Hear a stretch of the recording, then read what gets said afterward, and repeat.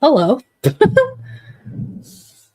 I have arrived. I don't know what happened with the intro. Normally the intro plays longer. I'm not sure why it didn't. But I am here. Hello, friends. Welcome to Wind Down Wednesday. I don't know how long this was sitting here before I walked back in the room. I definitely walked out of the room. That's so funny. But anyway, how is everyone? How's it going? What are you guys going to be up to today?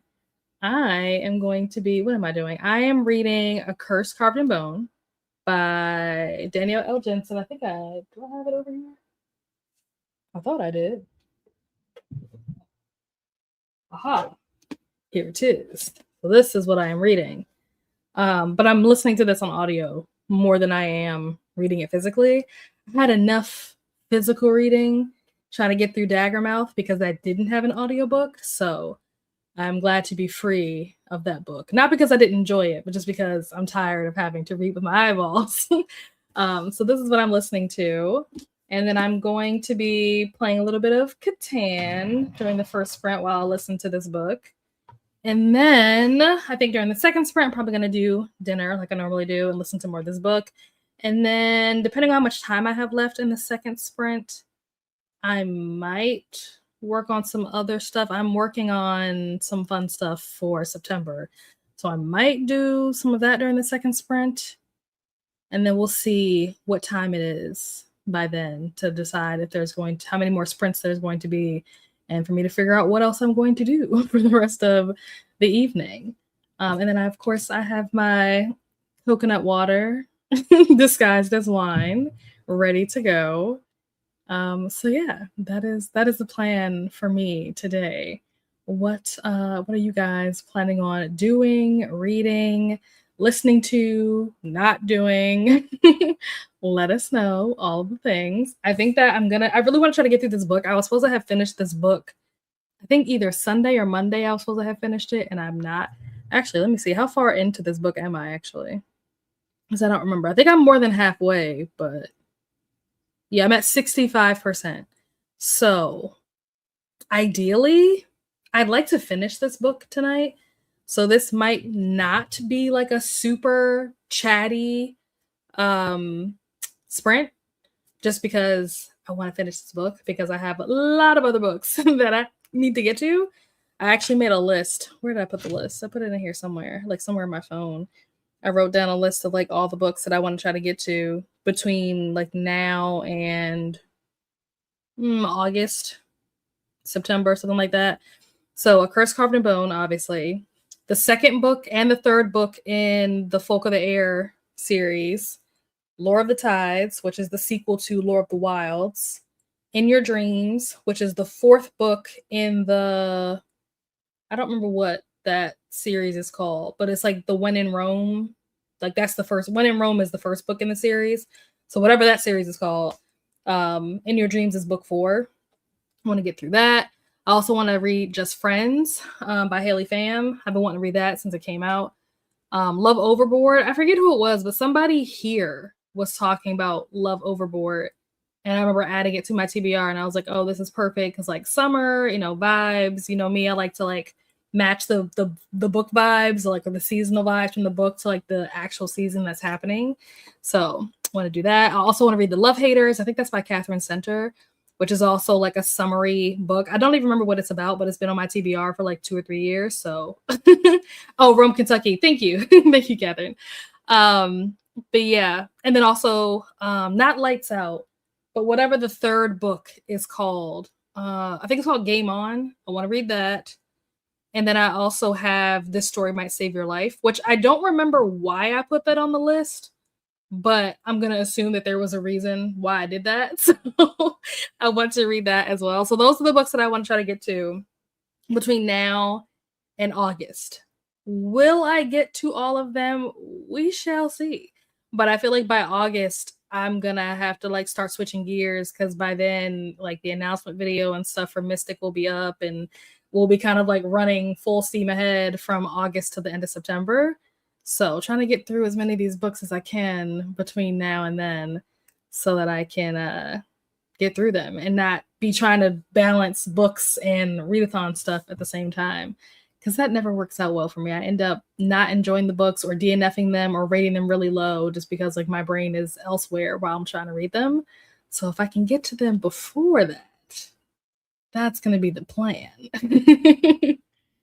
Hello, Lily. Welcome in.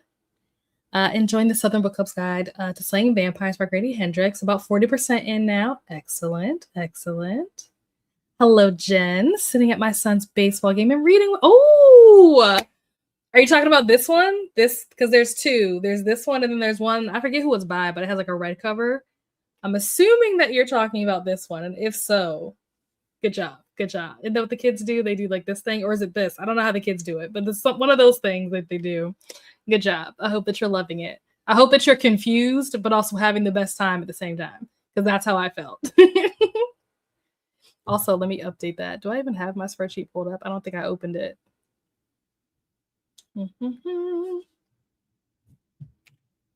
Oh, there we go. Did you finish Death of the Author and Song of Legends Lost? So those are the two things that I have that you were reading last time, Jen. We used to live here. Hello, Bree. Welcome in. I was just thinking about you earlier. I don't even remember why. I think I was thinking, because they announced that they're doing another convention in Covington. I think it's in April of next year, I think. And so I was like, ooh, this would be a good opportunity for me to see Bree again. Hello to Jen and Bree. Yes, this is the series, the Rome, Kentucky series that I was talking about. Who's the author? Sarah Adams. So it's When in Rome. Why do I have these books in backwards order? I don't know why I did that. When in Rome, Practice Makes Perfect, Beg, Borrow, or Steal. And then In Your Dreams is the fourth book, which is in the other room because I haven't read it yet, so it's not on my shelf yet. I try to keep books that I haven't read yet off my shelf, unless they were already on my shelf. Like when I first put books on my shelf, what was that, like in 2024? A lot of these books have been where you see them sitting for like the last 2 years. Like I haven't moved them. I haven't rearranged my shelves in like 2 years. So if they were already on the shelf, then I'm not going to take them off just because I haven't read them. But as I buy new books, I'm trying to not put them on the shelf until I've actually read them. I think I talked last week about how like books, like the physical books are like trophies for me, because most of my reading is through audiobooks or digital, like ebooks on my phone and stuff. But the physical books are like trophies. So I don't want to put the trophies on the shelf until I've actually read it.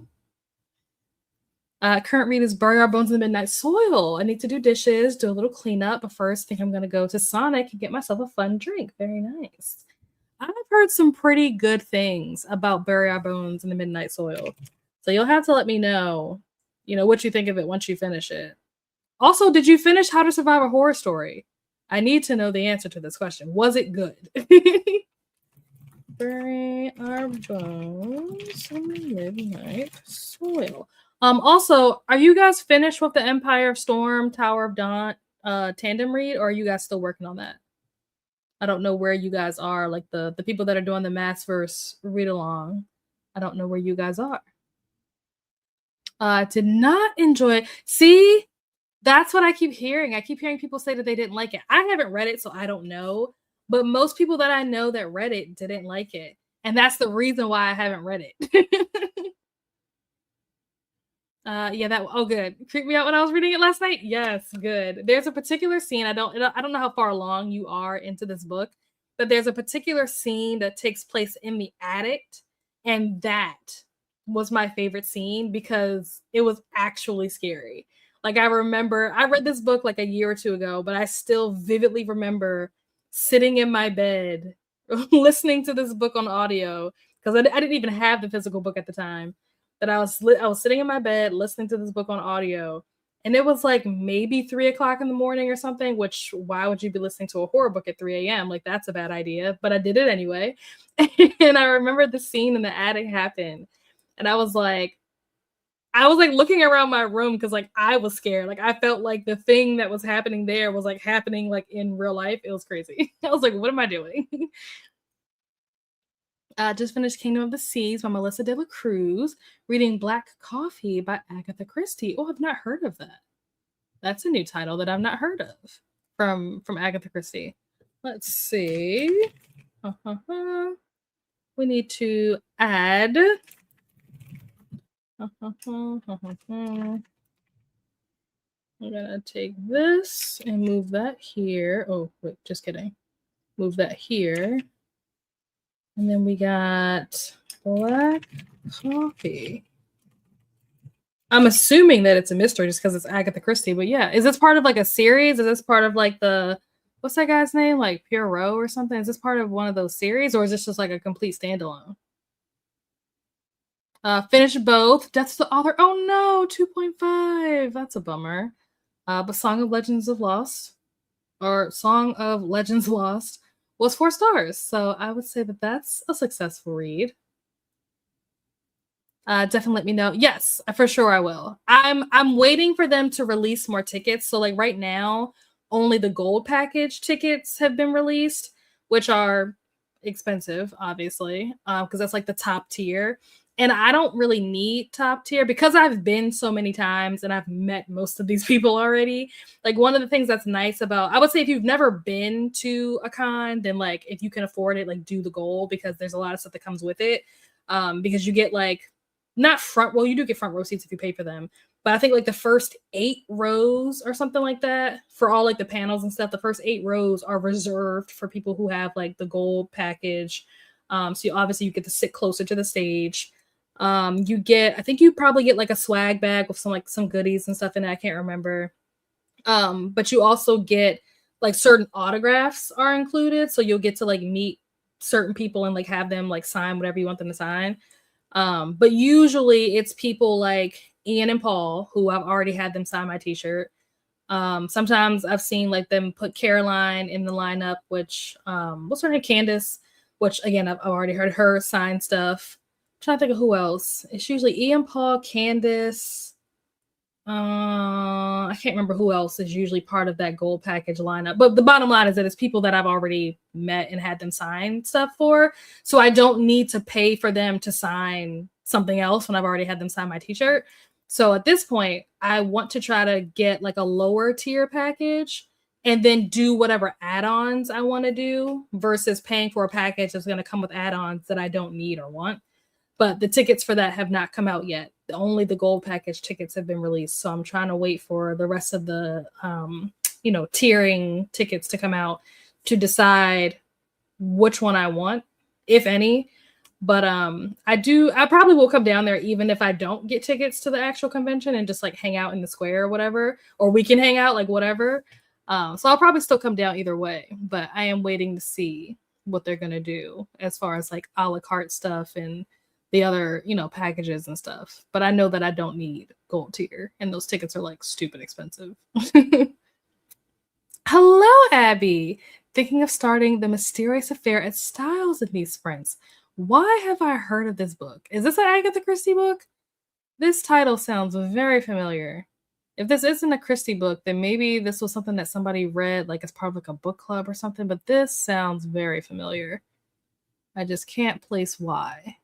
Let's see, what were you reading last time? You were reading Yesteryear last time. How was that? That book is incredibly popular right now. I feel like so many people are talking about it. I've been trying to avoid like spoilers and stuff for it. But yeah, it's everywhere. Everywhere, everybody's talking about it. What did you think? Did you like it? Is it worth the hype that it's getting? Mysterious Affair at Styles. Excellent. Okay, so it is part of the Puro series. Okay, cool, nice. I feel like there's so many books in that series. How to survive? Oh, it's fantastic. Such a thing as cozy horror, I would call it that. Definitely Haunted Mansion meets Mystery Dinner Mystery Dinner Theater. Ooh, that's fun. Escape from Thriller. Ooh. Did I add this to my TBR last week? Let's see. I can't remember if I did or not. Where's my want to read? Yes, I did. Okay. Perfect. That might be, who knows, that could be one of the poll picks for September. We'll see. Okay. That would explain why I've heard of it. I'm pretty sure that Leandra or somebody has done this book as like their book club pick at some point. Because I know Leandra's book club was like very heavily focused on like Agatha Christie. I think she's done like some rebranding since then, but at one point it was like very like heavily focused on like Agatha Christie, like murder mysteries and stuff like that. So that's probably where I first heard about this book back in the day. Finished my tandem read, taking a break before Kingdom of Ash. Nice. Excellent. Let me update that because I don't, oops. Oh my gosh, what I just clicked. Yeah, let me update that because I don't know. I don't think I did. Yeah, let me take this off so that I know that you finished these. Perfect. When do you guys start Kingdom of Ash? Oh, wow, a 2 stars. So not worth the hype. That's what I'm hearing. Not worth the hype. Good to know. I don't remember who I was talking to. It was either Paco and Helen or it was Vanessa and Sabrina. I don't remember, but we were talking about this book and they were trying to like give me a synopsis of like what the book was about without spoiling anything or without like telling me too much. I don't even remember what they said, but what I remember is that when they were talking, I was like, this doesn't sound like something I would like. It's like part of me wants to read it. I have like FOMO because it's so popular, everybody's reading it and stuff like that, but also like just hearing what I heard, which like I said, I don't remember what I heard, but whatever it was, just didn't sound like my cup of tea. So you saying that it was a 2 star makes me less inclined to want to read it. But okay, book club is reading Yesteryear next month because one of us read it and she needs to talk about it with other people. I feel like that's how it happens, right? Like you read a book and you're just like, I need someone else to read this so that we can talk about it. Hello, Glenda. Reading I'll Be Gone for Christmas by Georgia K. Boone. I'm on page 144 of 274, close to the halfway point. Excellent. Well, that's fun. Is that an actual like Christmas book or is it just called that? I feel like I've seen books where it's like it'll like mention some type of holiday and then you read it and it's like, why is it called this? This holiday didn't even happen in the book. Let's see. I think that's the name of a song, isn't it? I'll Be Gone for Christmas. Or maybe it's I'll Be Home for Christmas. I don't know. Be Gone for Christmas. But Chris Mans. The read along already started. Okay, I'm behind, but I'll catch up next month because I plan to skip reading ACOTAR. Ooh, have you read ACOTAR before? Or would this be like your first time? ACOTAR, the first book is, you just got to get through it. That's what I tell people. You just got to get through it. But it gets better. If you haven't read the series, it gets better. Don't judge it off of the first book. That's what I always tell people. Okay. Let me get our timer pulled up.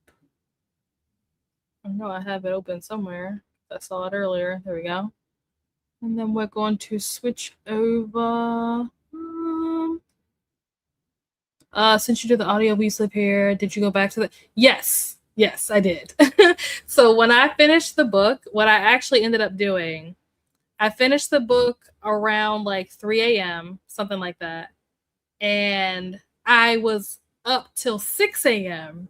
because I spent 3 hours watching videos on like TikTok and YouTube of people like talking about the book and talking about like different like hidden things or whatever. And then I ordered the book like on Amazon so that it would get there same day. And then when it came later that day, I like went through, and because there's like a section, I forget what chapter it is, but there's some chapter where the capitalization is weird on like 1 or 2 pages. But the reason why the capitalization is weird is because if you look at all the letters that are capitalized, it spells something out. So I went through, I looked at that, I looked at the Morse code, like there was a bunch of stuff. Like I highly recommend, like once you were, I was reading like a bunch of Reddit threads, like I went down a rabbit hole after reading this book, which is why it was like a 5-star. I would say that this book was probably a 6-star read for me, which I don't give out 6 stars. Like this is the only book that I've ever even said that about. But that's how good this book was. And it wasn't just the book itself, it was just like all the lore and the discourse and the theories and stuff behind this book, which is why I cannot wait to read The Caretaker. I'm really excited to read that. Also, I don't know why that's not on this list. Oh, you know what? I didn't put it on the list when I was going through the books that I want to read between now and August. I think I purposefully didn't put The Caretaker on there because I don't want to rush it. I want to be able to take my time and enjoy it. And so I'm going to wait until after the Mystic Readathon is over to read The Caretaker, because I really want to like take my time with that book and be able to like enjoy it and be like fully immersed in it and not be distracted with like prompt drops and having to answer questions in the Discord and stuff like that. Okay. So you know. It's still fresh enough for me. If I reread any, what I may do is just reread the first book and then Silver Flames, because those are actually my 2 favorites from the series. Nice, yeah. Do we know when the next book is coming out? I know that Sarah J. Maas has like talked about the fact that there is going to be another book, but I don't know if she has said like is there like a release date, a title, a cover, anything for that? Because I honestly don't remember what happened I remember what happened, parts of it, in Mist and Fury. And I remember I kind of remember the ending of ACOWAR. I don't remember too much of Silver Flame, because that's mainly because I don't like Nesta. So like I didn't really care what was happening because I don't like her. And it was mostly like just her and Cassian having sex all the time. And I'm like, I don't need 700 pages of this. But I probably need to reread or watch like a recap video or something in preparation for whenever this next book is coming out. But I don't even know if we know when the next book is coming out. I love rabbit holes. Yes. Highly recommend that once you finish, go on YouTube. And like by now, there's probably even more videos out now than there were back when I read this, because I read this I want to think it was January of 2025, I want to say, when I read this. So it's been over a year. So I imagine that there's way more videos out there talking about this book. It is so much fun. It's so much fun to watch these videos, like listen to these theories, read the Reddit threads. Like it's great. It's such a good time. Hello, Brittany. How are you? Oh, reading Girl Dinner. I've not heard of this book. What is Girl Dinner? I'm obsessed with this title. Love it. Let's see. Okay, so the last book that I have that you were reading, I'm sure you finished this by now, but it says The Witch is Dead, and also the dating playbook. The way that I wrote this, I can't tell if these are two separate books or if that is the full title. I'm assuming that these are two separate books, but also I don't remember what I was doing when I wrote this because it's written really weird, which is my fault. But if these are two different books, did you finish them? Or even if it is one book, did you finish it? Did you like it? Would you rate it? Would you recommend it? Let's see. Girl Dinner. Yeah, I've not heard of this. It sounds like a fun title. Because no way. That's so soon. I was not prepared for that.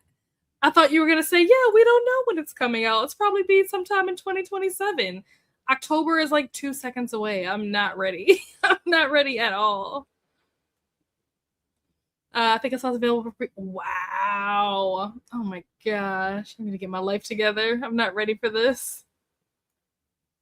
Hello, Chris. Yes, I am doing well. I'm doing well. I was actually not doing well earlier today, but my energy has magically come out of nowhere, probably around like 4:30, 5 o'clock. I got like a energy boost, which is good. We'll see how long it lasts. It might not last long. We'll see. But yeah, physically, I'm not doing great. I had my hematologist appointment earlier today, and he confirmed that I do have to stay on the blood thinner until September, at least until September. It could be longer. Hopefully it won't be. We were hoping that he was going to say, yeah, you can come off of it now. Like, you're good. But no, he was like, you need to be on it until September. And then as a result of all the stuff that's going on, my iron is dropping like kind of faster than, I mean, it's bad for it to be dropping at all, but it's dropping fast. Because I had blood work done, I think it was like May 19th, something like May 19th, somewhere around that time. I had blood work done and it was low. My iron was low, ferritin was low, and it was like low, like critical. And then I had blood work done last Friday, and it's even lower now than it was then. So I finally got my infusion, my iron infusion scheduled because that was a mess. I don't know if I talked about that on Sprints, but I was supposed to have gotten an iron infusion like 2 weeks ago or 2 or 3 weeks ago. But so my doctor sent a referral to the place, and the place called me and they were like, hey, so we see that you have like allergies. So like we're not really comfortable like treating you. And I was like, well, is there something in the treatment that I would be allergic to? Because like they knew what my allergies were. Like I'm allergic to like cats and a very specific medication.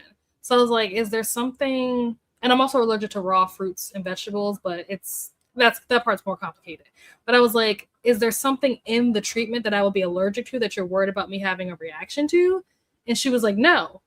And I was like, so why can't I come to your facility to get this done? They were like, yeah, we don't have like emergency services on site. So like if you were to have an allergic reaction, like we don't have anybody that can like help you, whatever, if you like go into anaphylactic shock or whatever. I'm just like, but what if there's nothing in this thing that I'm allergic to? Why? I was like, okay. So then they were supposed to call my doctor, let my doctor know so that my doctor could give me a referral somewhere else. I don't know if any of that ever happened. I don't know if they ever called my doctor. And if they did call my doctor never called anybody else. And so the infusion never happened. So that doctor, when I say my doctor, I'm talking about like my primary care. Today, I saw the hematologist, which is like the blood doctor specialist guy. He put the thing in today, and they called me, the place that he is going to send me to, they called me within maybe 20 minutes of me leaving his office. They were already calling me, being like, hey, we're calling to schedule your appointment. I was like, bet. So next Friday, I am scheduled to get my infusion, which I am excited about because I need this iron because I'm dying. Like with my iron being this low, shortness of breath, fatigue, exhaustion, all of that stuff is happening because I don't have enough oxygen in my blood. So it makes me very tired. So I need that. So I'm excited to get that. But also I'm kind of nervous because I've never had an infusion.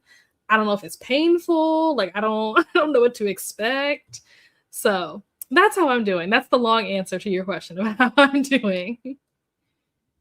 Definitely two different books. Would recommend The Witch is Dead, but not the other. Okay. Good to know. Good to know. Also, Brittany, question for you. What are you doing in September? Hello, Glenda. How are you? What's got you reading a Christmas book this time of year? Great question. Great question. Hello to Chris and Bree. Reading a Christmas book. Oh, for the Amazing Readathon. Oh, interesting. I don't know what the prompt is. I'm curious now to know what the prompt is that has you reading a Christmas book. On Blood Finish for Life, it's rough. Yeah. Last month was rough.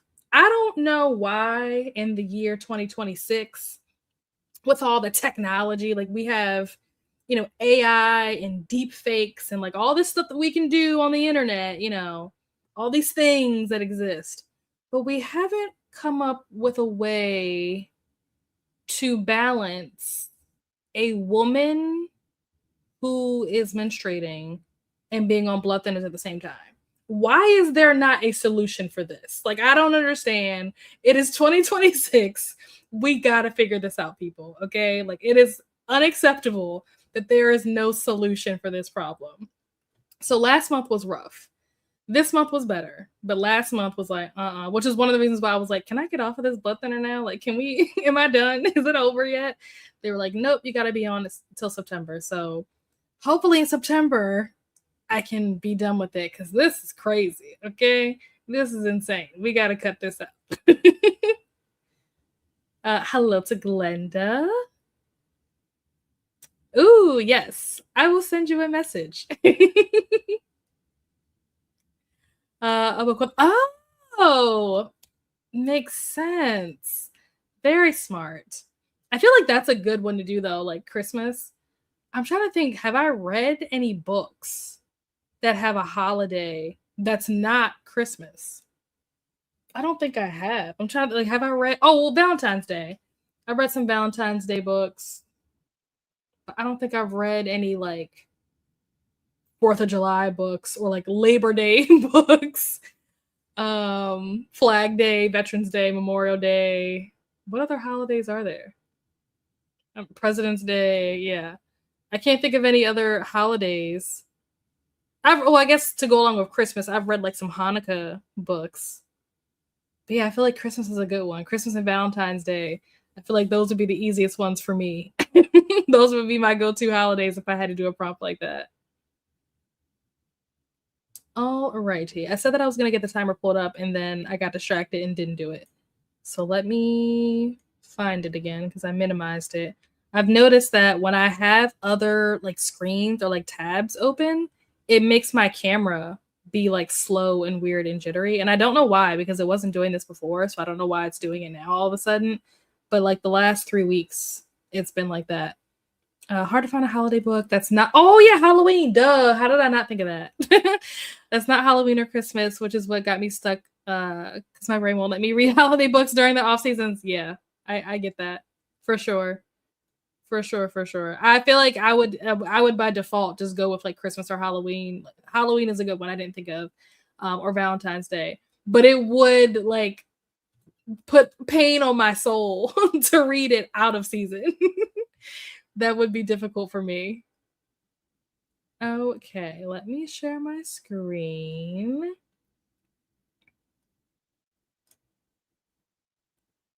There we go. Excellent. Oh, I probably could move this. Where's my mouse? I probably can move this down a little bit. Oh, just kidding. No, I can't. JK, we'll leave it where it is. Okay. Actually, I'm just going to move this. That's what we can do. We can just move this up. I didn't like how far down the page it was. It was bothering me. Hello, Kat. How are you? Eating dinner. I believe Kat is sprinting. I know normally she is sprinting around this time. So if you guys want to do some sprint hopping, feel free to pop on over to Kat's Sprints and show some love. Hello, Sive. How are you? Welcome in. Yes, we're about to go into our first sprint. So welcome in. We're going to get ready to do some reading or some winding down. So I will see you guys back here in an hour. Happy reading or whatever it is you're going to be doing to...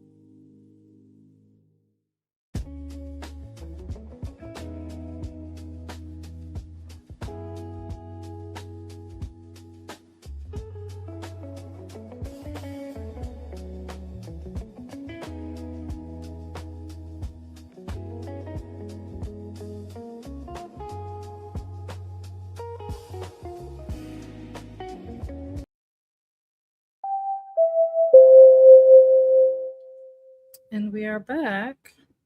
How did everyone do? How did that sprint go? What did you guys end up doing with that time? I spent the first 30 minutes of that sprint not reading, even though I said like, oh, I really want to finish this book. I went on to YouTube because I wanted to see like if anybody else was sprinting. I wanted to do a little bit of sprint hopping in the beginning. And as soon as I opened up YouTube, the first video that popped up was a video talking about the documentary that what the heck is that man's name? Writer, whatever his name is. The people from Boy Meets World basically did a documentary. And so they were being interviewed talking about the documentary. And so I got stuck watching that for like 15 minutes. And then I went over to Kat's sprints and, hung out over there for a little bit. And then I finally actually did some reading with probably like maybe 30 minutes left in the sprint. I did a little bit of reading, which I actually got more read than I expected to. And I don't know if it's because I was actually like listening to this and like paying attention and not having to rewind as much, or if I'm just so used to not reading as much because the last couple of sprints I've been reading, like physically reading with my eyeballs. So I wasn't reading as fast. And now that I'm audiobook listening, I can like move a little quicker. But I think I was at like 65%. I think that's what I said I was at before we started that sprint. I think I was around like the 65 mark. And I made it to 72% in a little under 30 minutes. So I'm happy with that. It's my fault that I didn't read for more of that time because I got distracted doing other things. But I'm content with that amount of reading getting done in a little under 30 minutes. So success as far as I'm concerned. So the next sprint, I will probably make dinner, listen to this. And I probably will listen to this. I was going to like watch something or do something else like while I ate dinner. But because I didn't read for that full hour during that first sprint, I think I'm going to read while I eat. And I'll try to read or listen for the full hour on the next sprint to try to make up for what I didn't read in the first sprint. So we'll see. Hello, Jamie. Popping in to say hello. We'll be back later. We'll be here. Looking forward to seeing you when you get back. Went to Sonic. Got a 40%. Oh, got 40% and Bury Our Bones. Nice. Oh, good. That's actually pretty far. I don't know why, but for some reason in my mind, I just assumed that you were like starting this book. But it didn't occur to me till just now that maybe you had already like started it. But yeah, 40%. That's really good actually. Fantastic. Yeah, I'm gonna try to finish this book. It says that I have 4 hours left in this audiobook. So at 2 times speed, that's 2 hours. So if I do 2 hour-long sprints and actually read for both hours, I can finish this tonight. Will I do that? I make no promises. I don't know if I'm actually going to read for the full hour for both sprints, but if I did, I could potentially finish this book on sprints. So we'll see. Okay, started Monday. Okay, gotcha. I started this book a while ago. I'm going to say I probably started this like 2 weeks ago.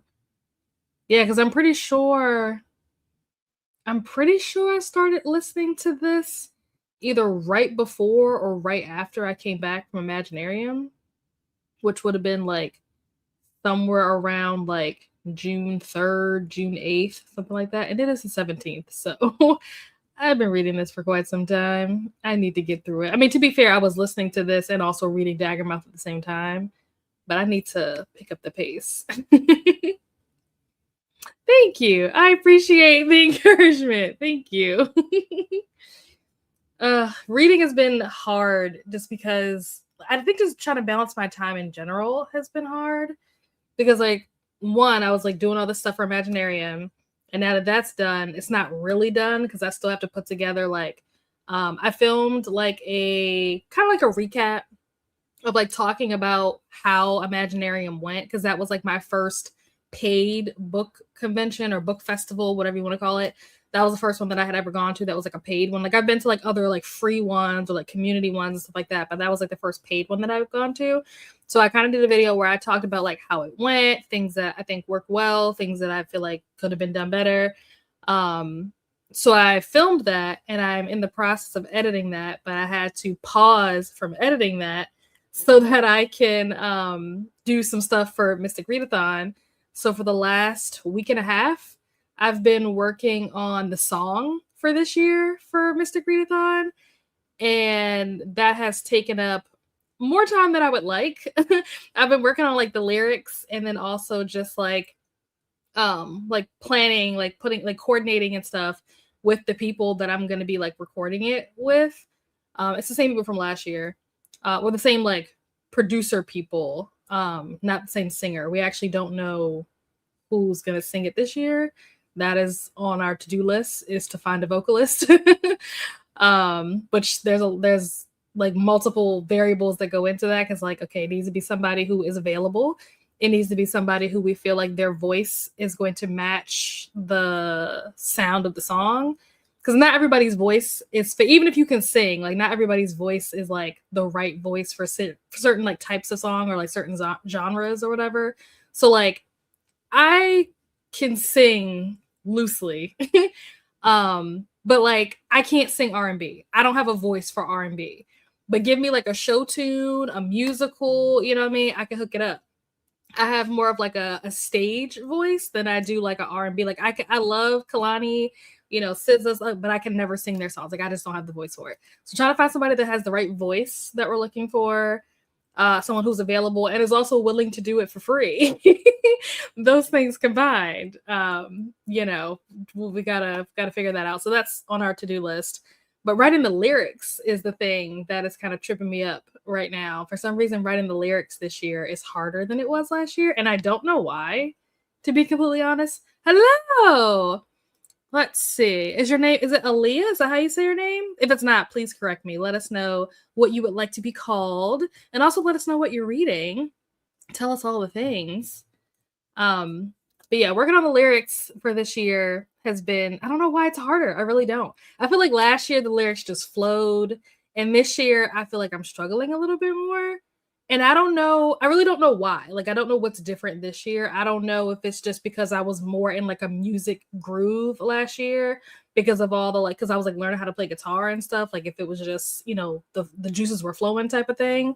And this year I haven't really listened to much music, to be honest. So I don't know if that's the reason, or if it's because like there's more going on this season compared to last season. Like I feel like last season the focus was very much about like the coffins. It was all about like trying to get the coffins back. And this year, since it's based on season 4, there's a lot of stuff happening in season 4, right? There is, to not spoil it for people who haven't seen it, but there's a character who becomes a vampire who was not a vampire before, and dealing with what that looks like for them. There's the hunters. The hunters get introduced in season 4, the whole like Brotherhood of the Five. You get the lore behind like Silas and Ketsia, or at least the beginnings of the lore behind the Silas and Ketsia thing. You have the cure for vampirism, like that's a whole thing. You have a new type of magic that's being introduced in this season. So there's a lot of stuff happening. So I don't know if that is the reason why I'm struggling to write the lyrics this year, but so far, like I'm almost done, but it's not done. You know what I mean? You know how like you're like, oh, I'm close, but I know I'm not there yet. So like what I have, I'm happy with, and I feel like I don't know. I feel like I like these lyrics better than last year. I mean, last year was great. Not to like toot my own horn, but I feel like last year's song was fire. The goal last year, you know, if we were to create like a vision board, the goal last year was to do something that was going to be like dark, eerie, creepy, haunted, but like Billie Eilish meets Halsey. Like that was the goal. And I don't know if we actually hit the goal or not. I don't know if we did, but whatever we did, I was happy with it. I was pleased with what came out of that. And so this year, the goal, the vibe is very different, which could also maybe be why I'm struggling a little bit to write the lyrics, is just because like the vibe of the song, the genre is a little bit different. Because this year we're going with like a more like 80s theme. And if you've seen season 4, then you know, you understand like why it's 80s themed. Hello, saying hello. No promise else. Oh, Aletha, is that right? Reading, ooh, Empire of Shadow and We Burn So Bright. Ooh. Wait, are these 2 different books? Empire of Shadows is one book. Is that part of the Massverse read along? And then We Burn So Bright. I've not heard of this. Let me update. I'm gonna add you to my list so that we have you.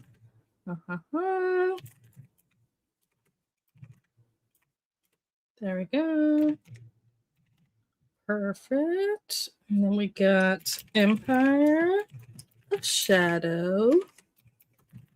And we burned so bright. Excellent. Okay, 50% done in black coffee. Good, good, good. And I took a TikTok break. Hey, nothing wrong with that. We all need a break sometimes. So it's a TV show that I was talking about. Yeah, it's a TV show. So the readathon that I host in September is based on the Vampire Diaries show, not the books. I've not read the books. I've heard that the books are not as good as the show, which is why I haven't been in a rush to read them. But the show was like one of my favorite shows of all time. It's like top 2 favorite shows of all time. So we are going to be working our way towards, like, this September will be season 3 of the readathon, which is based on season 4 of the show, which might be a little confusing. Not important. That part's not important. Just know this is year 3 of the readathon. So if you're interested, please join us. Happy to have you. But yeah, that's what we're talking about, is the Mystic Readathon, which is based on the Vampire Diaries.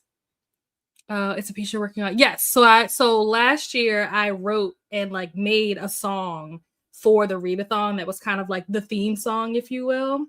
So I'm working on that for this year's readathon. We need a new song, new year, new season, new theme song. It's part of the Arcana series, like Indiana Jones. Ooh, fun. With like Indiana Jones with female female MC. Very cool. We Burn So Bright is about a queer couple on a road trip at the end of the world. Oh, wow. Very sweet and sad. I could have finished sooner, but I'm dragging out because it's good. Yeah, I feel that. I'm trying to remember what book was it. I think it was when I was reading, what is that book called? The Book of Azrael. I think that book, when I got towards the end, I started like dragging it out because I didn't want it to be over. So I get it. I definitely get it. But no, so this year, the vibe is more 80s. So instead, like I said, last year it was like Billie Eilish meets Halsey. Like that was like the framework that we started off with. So this year, the framework that I'm starting with is I want it to be like Tears for Fears meets Bon Jovi, but I want it to feel modern, right? I don't want it to feel too 80s. I want it to feel like a modern song that was very obviously and heavily influenced by 80s music, if that makes sense. So like our 80s references is, like I said, Tears for Fears and Bon Jovi. And then our like modern day artist inspiration is probably going to be, I'm thinking like Adam Lambert and like Kim Petras. Those are the two that I feel like kind of have the vibe that like I'm going for. So between me and the people that I'm working with, I am like the ideas person. I'm not a sound engineer or anything like that. I'm the ideas person, and then I try to like explain my ideas as best I can, and then they take it and they try to execute it, and then I give feedback and I'm like, nope, that's not what I meant, or yes, that's perfect. So it is a process, but we can't really do much until I finish writing the freaking lyrics. Hello, Pearl. How are you? Welcome in. Love Tears for Fears. So like a weekend song. Oh, okay. Weekend is also not a bad idea. Okay. Modern song influenced by the past. Yeah. Yes. Kim Petras specifically. When I think about Kim Petras, I think about her. It was like a Halloween album or like EP or something that she did. This was, gosh, what year was that? This was like almost 10 years ago. It was like 2017, 2018, somewhere around that time period. She had released like this Halloween type of album. And so like that music is kind of like more like that specific era of Kim Petras is kind of like what I'm using as like my inspiration. So like if I had like a vision board, like that is what would be on the vision board. So yeah, that's the plan. Good morning, Vasantha. How are you? Starting Conflict of Interest by Zara. Is it Detand? Ooh, what genre is that? I feel like this could be like contemporary, it could be romance, it could be thriller. I'm very interested to know what genre this is. Let's see. Did you finish Before I Disappear? That's what I have as the book you were reading last week. So let us know. Conflict of interest. Nice. I'm lurking tonight, leaving you open for watch time while I'm getting some stuff done in the house. Excellent. We'll have fun with all your tasks and getting things ready. And I appreciate you leaving me up for the watch time. Oh, it's romance. Okay. Oh, it's a NetGalley arc. Ooh. Okay. Interesting. A romance called Conflict of Interest. This sounds like something I would enjoy. I know nothing about it, obviously, but just knowing the title and the genre, I feel like this is something I might actually enjoy. Oh, good. Excellent. Oh, I'm glad you enjoyed it. Fantastic. Fantastic. All righty. We have reached the end of the comments. I am going to get our timer pulled back up so that we can go into our next sprint. And I am going to make dinner. Oh, I need to share my screen, don't I? Whoops.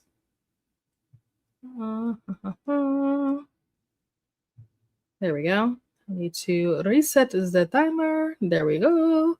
Excellent. Yeah, I'm gonna go make dinner. I got my headphones, so I'm gonna put these bad boys on and listen to more of A Curse Carved in Bone while I cook and eat. And then we'll be back in an hour, and I will see you guys then. Doing for the next hour.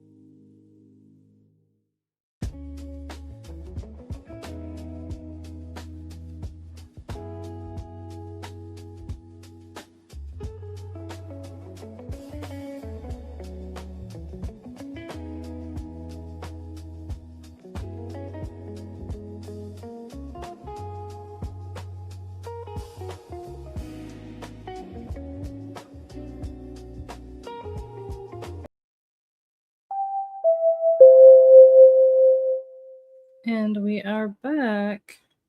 How did everyone do? How did that sprint go? What did you guys end up doing with that hour? I made dinner, ate dinner, and I listened to more of A Curse Carved in Bone. I think I was at, 72%, I think, before we went into this last sprint. And I am now at 85. So I read over 10%. And I actually did listen to this for the majority. I would say maybe 5 or 10 minutes I wasn't listening to it, but for the majority of the sprint, I was actually listening. So yeah, I think that worked well. I'm glad that I got through a little bit more of this. It says that I have 2 hours and 15 minutes left. So what is that? Like an hour and 7, 8 minutes, something like that. So I won't finish this on the next sprint, because even if I listen to it for the full hour, there'll still be a couple of minutes left over. But I can definitely finish this tonight. So my goal is going to be, we're going to do one more sprint, one more hour-long sprint, and try to get through as much of this as I can. And then whatever's left over, I'll just finish after sprints, because it shouldn't be really much left. It probably should be maybe 10, 15 minutes left. So I can easily read 10, 15 minutes once sprints are over before I go to bed, so that I can be finished with this book. That is what I am looking forward to, is being finished. Not because I'm not enjoying it. I'm not trying to rush through it because I'm not liking it. There's just a lot of books that I want to try to get to before August. So gotta pick up the pace. But that is how my sprint went. How did everyone else do? Vasantha said that she's going to go get breakfast. Excellent. Hope it's delicious, whatever you end up deciding to get. We had Cece join us. Hello, Cece. Been a while since I've been able to catch these sprints. Are you on summer vacation, Cece? And if so, how are you enjoying your break from school? We had Shauna join us for a bit. She popped in to say hello. Hello, Shauna. Yes, the stream is going well. Thank you so much for popping in and hitting the like button. Bree said, finished eating dinner, played Murdoku? What is this? And watched a little tiki-taki. What is this game? What is Murdoku? I've never heard of this. Is this some type of murder mystery version of Sudoku? That's what it's giving. Did the same thing, made dinner, ate, listened to Empire of Shadows. Excellent, nice. How far did you get? How much did you get read? Got to 73% in The Man with the Glass Eye by Cole McCade. Ooh, okay, need to update that. Because I don't think that is in my sheet as far as what you're reading. Let's see, what was the last thing that I had that you were reading, Cece? You were reading Marvelous Light. Did you finish that? And if you did, how was it? The Man with the Glass Eye. What genre is this? It sounds like, I don't know, maybe sci-fi? I'll be reading Conflict of Interest on my commute to work. Now I was reading Into the Blue. Okay, so I'll add that you were reading Into the Blue as well, because I have Conflict of Interest on here, but I don't have Into the Blue. So we will add that to the list of what you're reading.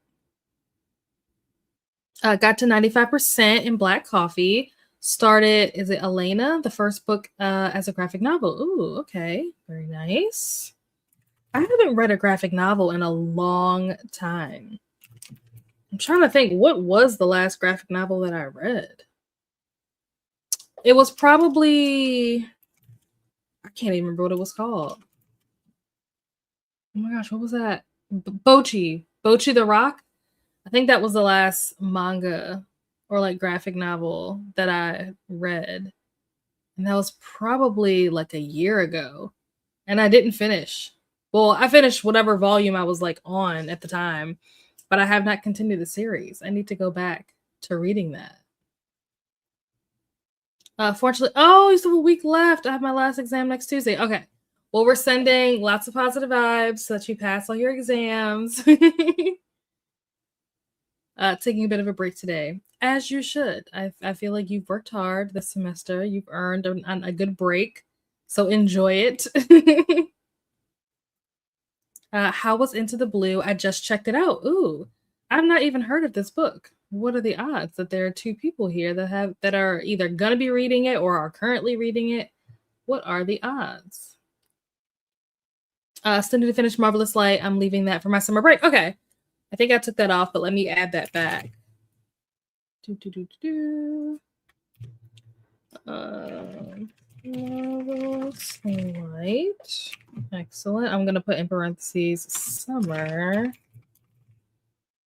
Perfect. Okay. Still 283 pages. I'm really enjoying it. Well, that's good. Excellent. Murdoku is so funny. Yes. Oh, it's exactly like that. It's a murder mystery Sudoku. That's so funny. I was like kind of joking when I said it, but like also kind of serious at the same time because I'm just like murder Sudoku. Like that's what it sounds like. I didn't expect that that's actually what it was gonna be. That's so funny. Okay, wait a minute, rewind. How does this exist? I've never played Sudoku before. That's the game with like the numbers, right? It's like a crossword puzzle, but like with numbers or something like that. How do you make it murder mystery? Like, how does that work? I don't even understand like how this is a thing. I don't understand this concept. It's a series by Tamara Pierce. Huh, let me look this up. Tamara Pierce.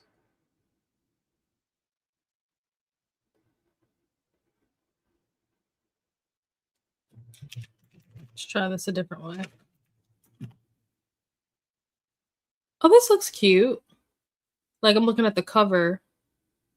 Oh, published in 1983. Oh, wow. Okay. So this is an older series. It's not like it's something that just recently came out.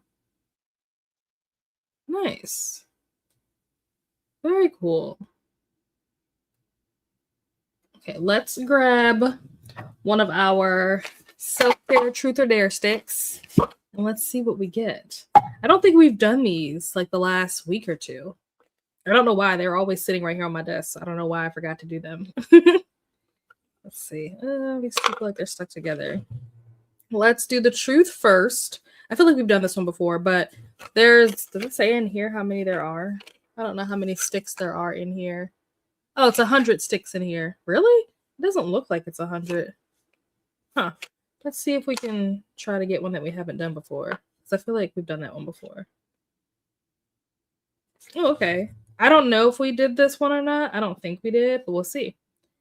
So the truth side says, when was the last time you did something nice for someone else? And what was it? When was the last time I did something nice for someone else? I mean, it depends on what you mean by nice. I feel like I'm putting like criteria in it that the question didn't ask for. Because like yesterday I went to the movies with some friends and one of our friends got there and like just bought everybody's ticket. And I was like, oh, like you didn't have to do that. So like I paid them back for my ticket. And they were like, oh no, like it's fine. I'm like, no, it's like you didn't have to pay, you didn't have to buy everybody's movie ticket. Like that was very nice of you. But in the times we're living in where gas is almost $5 a gallon, I will happily, reimburse you for that. Or like earlier today, I gave my mom, and again, this is like, that's what, like, what do you mean by nice? Because like technically this was a birthday gift, but the stuff that I ordered for her birthday didn't all come at the same time. So like one of the items came yesterday, so I gave it to her today. I got her, she's like really into like name personalized stuff.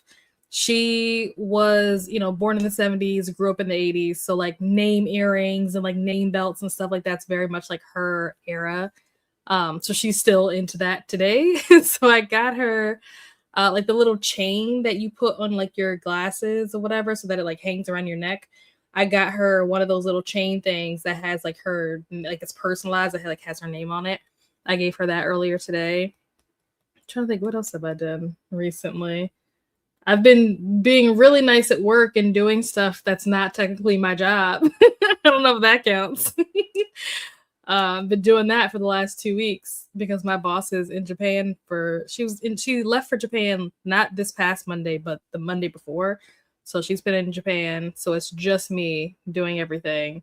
So yeah, I've been doing a lot of work that's not really my job. That's nice, I think.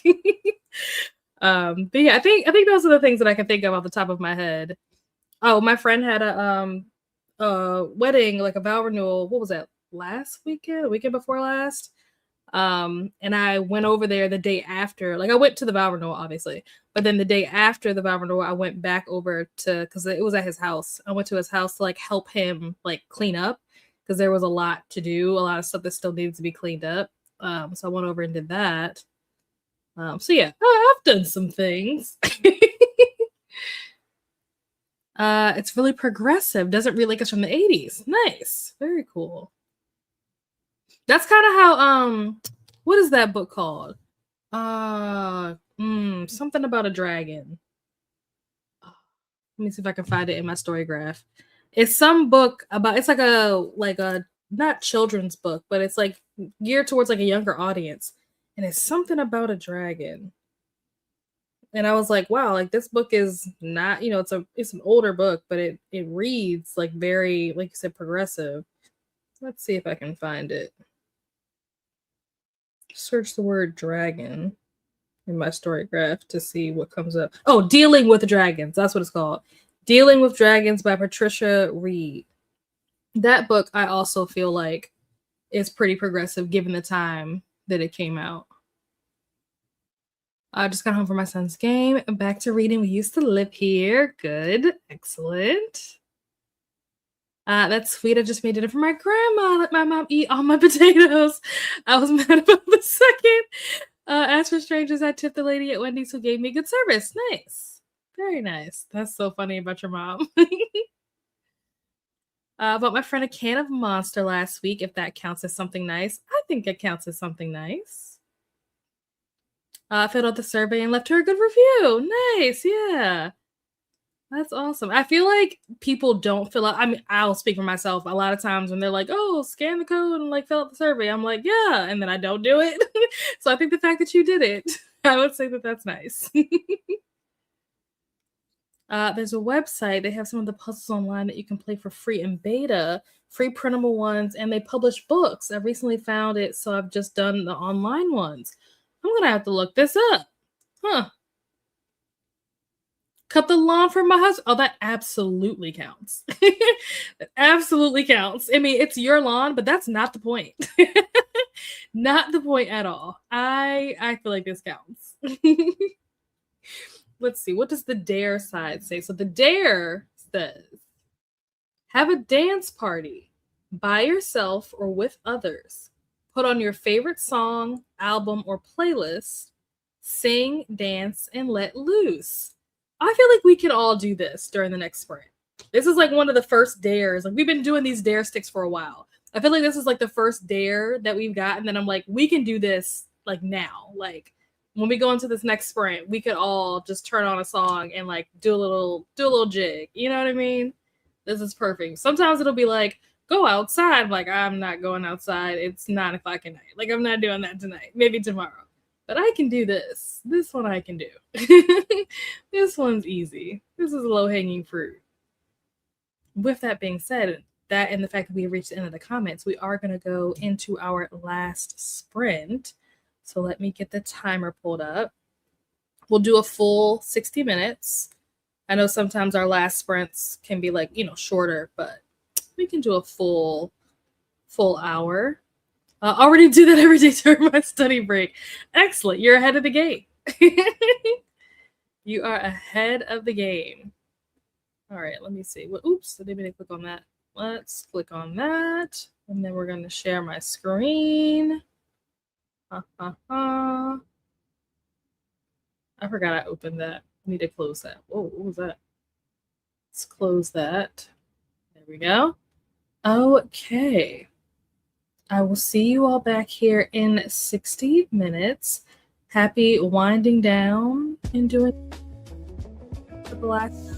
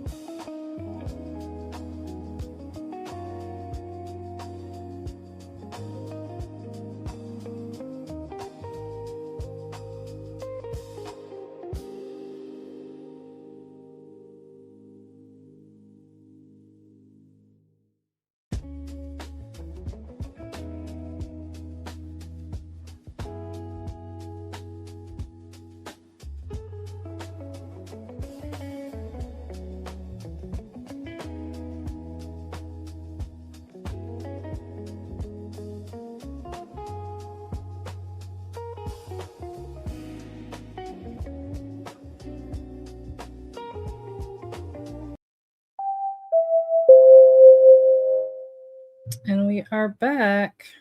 How did everyone do? How did that sound? Oh my gosh. Oh my gosh. What is my phone doing? Hold on. Kids. There we go. Okay. Yeah, how did that sprint go for everyone? What did you guys end up doing with that time? That last hour? I I did my little dance first. And that kind of messed me up a little bit. That's one of the reasons why I didn't get as far into my reading as I would have liked to. I would have liked to have gotten a little bit further along. It says that I am at 94%. It says that I have 58 minutes left, which at 2 times speed is like less than 30 minutes, which is great. But I was hoping to be a little further, a little closer to the end. But I didn't even start reading until like 45. I mean, not 45, until like 15 minutes into the sprint. So there was like 45 minutes left on the clock when I started reading because I did my dance thing first. And one song led to another. And also, like, the song that I picked, I just went to. So because I'm working on the song for Mystic Readathon, I've been listening to, like I said, a lot of like 80s music. And my go-to for like just like a random shuffle, like 80s playlist type of thing is I'll listen to the soundtracks to Stranger Things. I don't know if I said this earlier or not, but I love the soundtracks to all the seasons of Stranger Things. It's like the perfect like 80s mixtape. So I went to that and I just like hit like shuffle, like play or whatever. And so what is that song called? Talking in Your Sleep was the song that played. So I was dancing to that. And then after Talking in Your Sleep went off, what is it called? Sunglasses at Night. I think that's what it's called. That came on next. And after that, I was like, okay, I have to cut myself off because I won't get any reading done if I keep listening to music and dancing. So I had to cut myself off. It was very hard to do. But by that time, also because the songs are from the 80s, songs were longer back in the day. I guess people had, I don't know, longer attention spans than they do now. So songs were longer. So yeah, that took about 15 minutes of my time. But yeah, I did get some reading done. Like I said, I have about 30 minutes left. So I will finish that once we get done with these sprints. I also, while I was listening, I cleaned off this shelf. My Death Note books used to be here, but I actually moved them. You probably can't see them, but they're down here now. Because I think I want to use this shelf for some of the books that I recently got, because a lot of the books that I recently got, like for Imaginarium and stuff, like these, all have like, nice like edges and stuff. I have a couple of other ones that are over there that also have nice edges, so I kind of want to be able to put these somewhere where, you can see them, so they're on display since they're pretty. So haven't figured out exactly what specific books are going to go on that shelf, but want to make room because I have a stack of books over here, probably at least like 15 to 20 books. So you can kind of see them. Where is it? Like, you can kind of see them right here. There's a very tall stack. So the bottom of the stack is here, and it goes up to probably about this high. Well, because of the camera angle, you can't really tell how tall that is, but it's a lot of books. That's the point.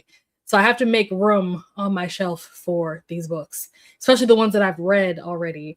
And so these two will be first up. Well, that's actually not true because Blood Moon and Book of Azrael need to go on the shelf.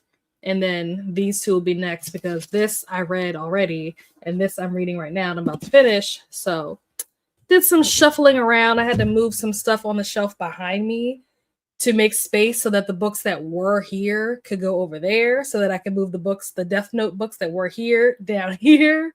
So a lot of like playing Tetris with my books is what I did while I was listening to A Curse Carved in Bone. But all good things. But let's see how you guys did. Bree said for the truth. Also, what songs, if you guys did your dance, what songs did you guys dance to? Like I said, I did Talking in Your Sleep by the Romantics and Sunglasses at Night by, who was that? Corey Hart, I think. I can't remember. But yeah, what songs did you guys dance to? But Bree said, I bought dog treats for the shelter dogs last week. That counts, right? And it absolutely does. Absolutely. And then we had Lexi pop in. Hello, Lexi. Thank you so much for popping in and booping the like button. And Lexi is reading Kingdom of Ash. Let me see if I don't know if that's what she was reading last time or not. Let's see. Oh, my keyboard is asleep. Wake up. Let's see. No, Lexi was reading Queen of Shadows last time. So let's update that to Kingdom of Ash. Excellent. Cece said, I think I'm going to watch an episode of Glee before going to bed. You're welcome. Enjoy your episode. Have a wonderful night. We had Kat join us, wrapped up her sprints for the evening, finished book club book. Nice. Major Pettigrew's Last Stand by Helen Simpson. Next book will be The Ending Writes Itself. Oh, yes, that is on my list of books to read before September. We'll see if I get to it. Let's update. Ending writes itself. This is one that I'm like not super pressed. Like if I don't get to it, it's not the end of the world. If I don't get to it before September, but I would like to. Do you have a few tasks to complete before heading to bed? Well, hopefully you got those done, whatever those were. Finished both my reads and got caught up on my TAR submissions. Excellent. Perfect. Got to 73% in Kingdom of Ash. Nice. That's a big book. So 73%. That is a lot of pages. Got most of my tasks done. Okay.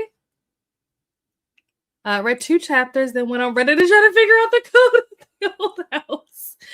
Yes, once you finish this book, I want to hear all about the rabbit holes you fell down and all the theories that you came across.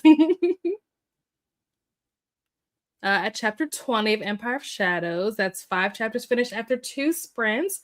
Often feel like I didn't read as much as I'd like to. Well, hopefully, I feel like 5 chapters and 2 sprints is pretty good. So I would say you're doing great. Made it back for the last sprint. Finished 2 books tonight. Major Pettigrew's Last Stand and The Princess Bride. Oh, yes, you were reading The Princess Bride. I'm pretty sure I have that in here because I remember you talking about this last week. Yep. So I will mark that as finished. Actually, yeah, let's put a note. Perfect. There we go. Thanks for spreads. I got to 16% in conflict of interest. Saw the synopsis as an Grey's Anatomy inspired hospital romance. I would not have guessed that at all. I've actually never seen Grey's Anatomy, believe it or not. I've never seen a single episode of that show. I hear great things, but I've never seen it. Washed dishes, took out the trash, vacuumed, washed my face, got in my pajamas, and made it to 52% of Bury Our Bones. That sounds like a fantastic wind down sprint. Like it sounds like you're ready to just like pass out, like fall asleep. All the things are done. Everything's wrapped up. Now songs, exactly. That's what I was like, because I picked some 80s songs, like the songs were longer back then. So it took longer. Like me listening to 2 or 3 songs took a lot longer than I thought. I was like, oh, this will take like less than 10 minutes to listen to 3 songs. And then I looked and I was like, oh, 15 minutes has passed. Hello, Courtney. Watching TV over here, trying to stay awake. What are you staying awake for? Is something happening later that you like want to be up for? I've been listening to my Indian Spotify playlist. Lovely. It has all romantic dance songs. Oh, I love that. Put YouTube on the TV. Started a mix from Taylor Swift, but I gotta confess I did not dance. Bury Our Bones has me in a grip, so I was listening to it with my headphones. Hey, listen, I can't even be mad about that, you know? You're into your book, you're getting it done, you're reading those pages. That's what it's all about. So I feel like you, out of everyone, had the most productive sprint, that last sprint. So not mad that you didn't get a little jig in. It's okay. With that, we have reached the end of the comments. I don't think I have any like major announcements that or anything like coming up. Potentially, and I'm not gonna say this like for certain because I'm trying to balance my time between editing the video that I want to post about like my experience at Imaginarium, and also like doing Mystic Readathon thing. So hopefully I can get that video for the Imaginarium experience, edit it and post it by Sunday. That's going to be my goal. If it doesn't happen by Sunday, pretend like I never said this. But that's my goal, is to have this video ready for Sunday. And obviously continue working on Mystic Readathon stuff in the meantime. And then next weekend, so not this coming weekend, but next weekend is Neva's 24-hour sprints. So I plan to be on Neva's her kickoff sprints for that, which is Friday at 7 p.m. So not this Friday, but next Friday, 7 p.m. Eastern. I will be there, hopefully, as long as things go to plan. That is where you will find me next week. Oh, of course, I'll be here on Wednesday, obviously, but outside of like my regular Wednesday schedule, other places where you can find me. Hopefully, because everything goes to plan, I will be on Neva's sprints next Friday. But other than that, you can catch me back here, same time, same place, for more Wind Down Wednesday. You're welcome, Jen. Thank you so much for being here. Have a wonderful night. You're welcome, Jamie. Have a great rest of your day if it's daytime where you are. Have a great rest of your night if it's nighttime where you are. Have a great rest of your week. Hopefully I post a video on Sunday. And if not, I will see you guys back here on Wednesday, 6 p.m. Eastern. Good night, guys.